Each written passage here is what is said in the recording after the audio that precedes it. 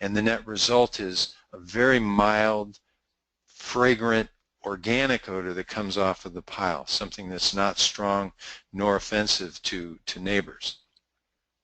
The third reason for the layer is nutrient retention. For example, ammonia, which is a nitrogenous gas, gets absorbed in that layer. It's very efficient. It gets treated, and that nitrogen is retained in the finished product, what helps product value.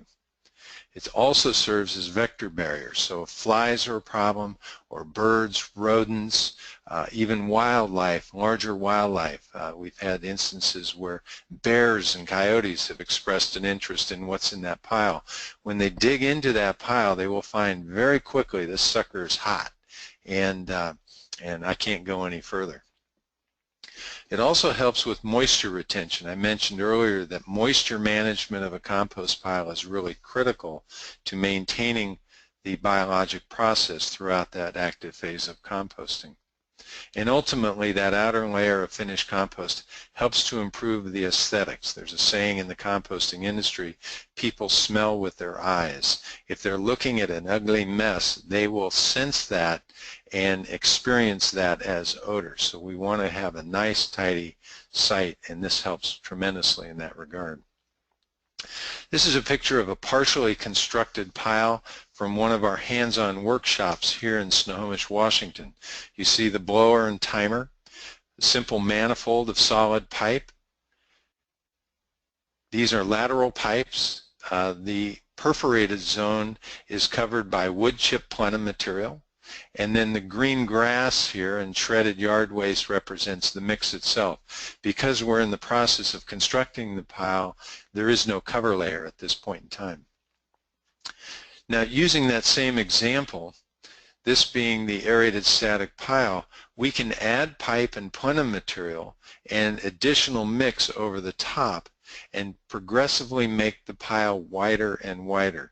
This is referred to as an extended aerated static pile. As we're building the pile, we are also extending the cover, because obviously our reach is only limited with the loader or excavator that we're using to apply that material. This is an example of a facility in California, a grape pumice compost facility. Each of these piles measures 80 feet in width, about 550 feet in length. They're about 12 feet tall when they're first constructed, and there are 10 blower zones in each of these piles. Each pile has about 25,000 cubic yards in it. So, what are the benefits of aerated static pile composting? With ASP, we're able to reduce the footprint of the active compost pad. Typically, if you're using a windrow turner, we can reduce it anywhere from 3 to 6 times, depending on the type of equipment you're using. By doing that, we're also able to increase the site capacity as well as the throughput on a given facility. We're able to resolve off-site odor impacts and neighbor complaints, reduce the cost of processing because we're using less equipment, labor, and fuel during the active phase of composting. We're able to process more challenging feedstocks. A lot of the facilities we work with have been traditionally yard waste systems, but now they're taking in food waste or biosolids or other more challenging and odorous feedstocks, and we're able to manage those odors quite effectively. We're able to improve product quality and increase the selling price ultimately of the finished compost. So let's take a look at some of the frequently asked questions that we get, especially in the training classes that I offer. How do we get the pipe out from beneath the pile? Well, with the thin wall, it's usually considered to be sacrificial, but when we try to recover it, we can scalp the pile and then do some hand labor to dig it out and pull it out from the pile. Thin wall pile, because of the heat of the system, will tend to become oval over time, and you may get 1 or 2, maybe 3 uses out of it before it needs to be replaced. For a long-term permanent systems with pipe on grade, we recommend using thick wall HDPE pipe, high density polyethylene pipe, and with that you can literally chain up to it with your equipment and pull it out of the pile, much like you would pull a cork out of a bottle. What are the pros and cons for using aeration trenches? Well, certainly not having to deal with pipe after the fact is a nice thing, because that is something you have to handle.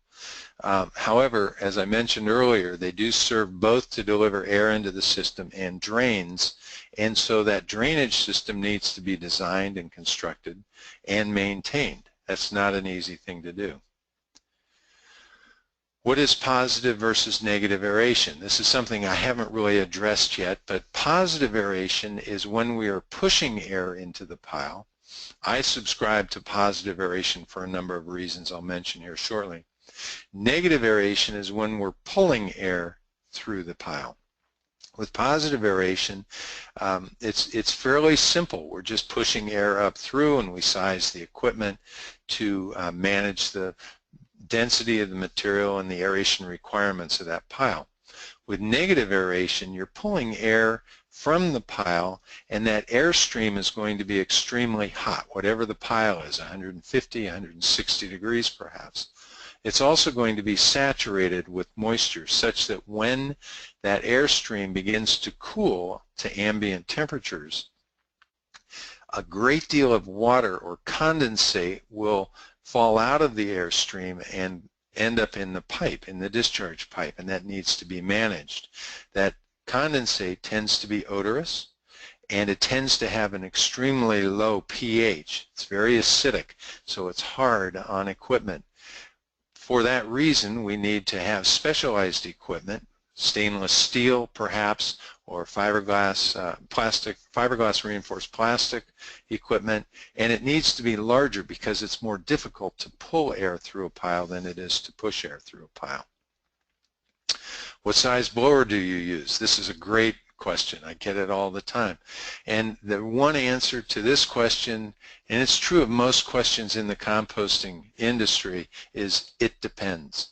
It depends on a number of factors: the size of the pile, the energy in the pile, the bulk density, and the difficulty of pushing air through the pile. And so this is something that we would help you to determine in the pilot phase of your project. If the ASP method is so effective, why isn't everyone already composting this way? This is a good question, and quite honestly not one that I can answer very easily.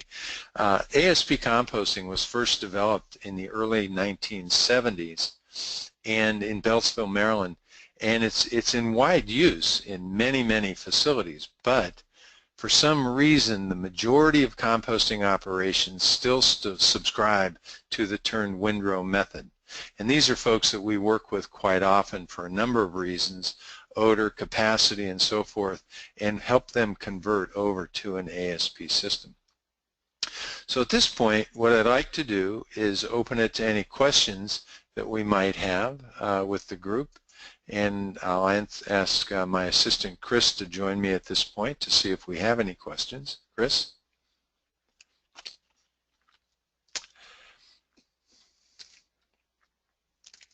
Hey there. Excuse me. Go ahead and open it up for questions here. Are there any questions on the tab? I've neglected to mention people could add questions in their panel there.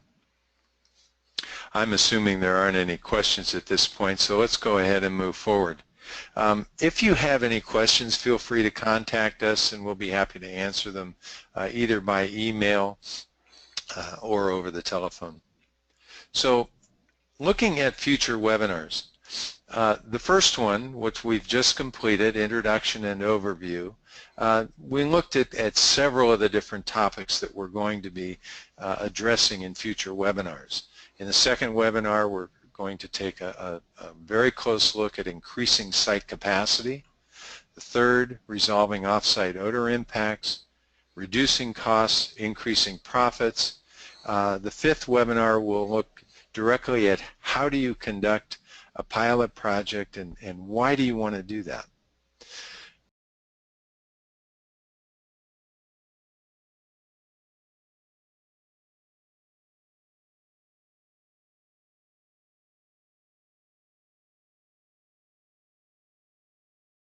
We will also take a virtual tour of aerated static pile compost systems, Many of these I have designed. Many others are proprietary systems that we'll take a look at that are scattered around the country. We'll look at the secret of aerated composting. This is where we really start talking about the inner workings and the science and engineering of the composting process, as well as the keys to aeration and the biology of composting. And then ultimately we're going to look at aerated static pile composting as a manufacturing process. In our training programs, we teach you the art and science of composting. And once you understand those basic principles, then the natural extension of that is materials handling and really making the system efficient so that you're minimizing the number of times you handle your materials. So, taking action. What I recommend is watching any of our additional webinars that will be posted on our website. Visit our website, www.o2compost.com.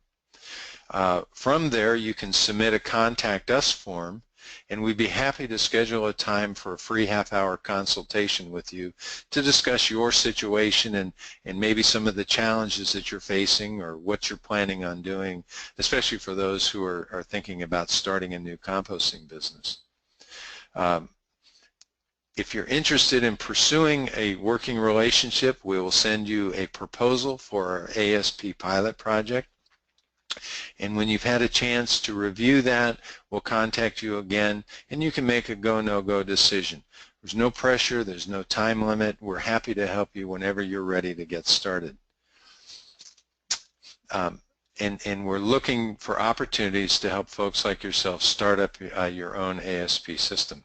So that completes our first webinar. I really appreciate your joining us today. And if you have any questions, again, you can contact us at www.o2compost.com or by calling us at 360-568